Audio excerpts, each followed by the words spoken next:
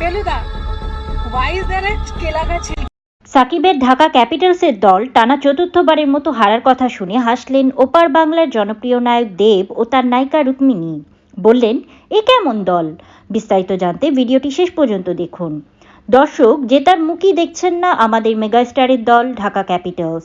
বিপিএলের দল কিনেছিলেন তো তার দর্শকদের কাছে উপরে থাকতে, তবে তার দলের খেলোয়াড়রা তাকে সেই সম্মান এনে দিতে পারল না, বরং তার মান সম্মান শেষ করে দিচ্ছে বললেই চলে। সাকিবের মতো একজন মেগাস্টার টিম যদি চারবারের মতো হারে, তবে তার সেটা ফ্যানবেজের প্রতিও প্রভাব ফেলে।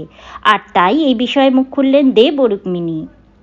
তাদের একটি সাক্ষাৎকারে এই বিষয়ে জিজ্ঞেস করা হলে তারা জানান, সাকিবের মতো একজন স্টারকে বারবার হারের মুখ দেখতে হচ্ছে, এতে তো তার উপরেই আঙ্গুল তুলবে সকলে। একটাই প্রশ্ন, কি টিম ম্যানেজমেন্ট করেছে সাকিব খান?